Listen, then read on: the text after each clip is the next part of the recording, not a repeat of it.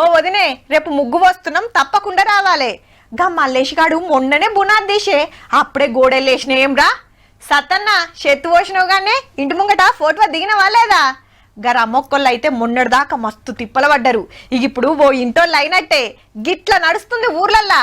జాగున్నోళ్లకు ఇందిరమ్మ ఇండ్లు సాంచినప్పుడు కట్టుడు జోరుంది. మరి మా సంగతి ఏంది అంటారా? జాగున్నోళ్లకు మంచిగా ఇందిరమ్మ ఇండ్లు కట్టిస్తుర్రు, మరి లేనోళ్ళ పరిస్థితి ఏంది అని చాలా మంది అడుగుతుర్రు కదా. ఇక గాళ్ళకు సుధా రాబోతున్నాయి అబ్బా. ఫస్ట్ పట్నంలో కట్టియాలని డిసైడ్ చేసింది గవర్నమెంట్. 3 అంతరాల అపార్ట్మెంట్లు కట్టి మనిషికో ప్లాట్ పంచుతారట.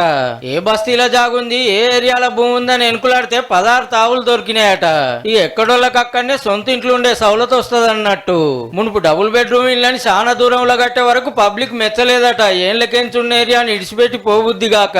కొన్ని అయితే ఔటర్ రింగ్ రోడ్ దగ్గరలో కట్టిరి, ఊరవతలేసినట్టు. ఇప్పుడు గట్ల కాకుండా సిటీలనే కట్టించే కార్యం పెట్టుకుందట గవర్నమెంట్. పట్నంలో చాలు చేసి ఎమ్మటే వరంగల్, నిజామాబాద్, మహబూబ్ నగర్, నల్గొండ, కరీంనగర్ జిల్లాల్లో జాగాలు చూడాలని ఆర్డర్ పోయిందట ఆఫీసర్లకు. జాగాలున్న వాళ్ళకి ఇందిరమ్మ ఇల్లు సాంచనైనాయి, కడతనే ఉన్నారు. బేస్మెంట్ లేసిన వాళ్ళకు లచ్చ అకౌంట్ లో పడ్డాయి సూత. కొన్ని ఊర్లలో ఇప్పుడిప్పుడే సెలక్షన్ జరుగుతుంది. అంత మంచిగానే ఉన్నది కానీ అప్పట్లో 100 కోట్ల రూపాయలు పోసి కట్టిన డబుల్ బెడ్రూమ్లు వంచలేక పడావు పెట్టిర్రు. ఘాటి మీద సుధా నజరేసి పేపర్లు చేపించి ఇయ్యాల్సిన వాళ్ళకి ఇస్తున్నా అంటే సర్కార్ కు పేరు వస్తుంది, పబ్లిక్ కు ఫాయిదా అవుతుంది. చూడు రిసార్లు జరా.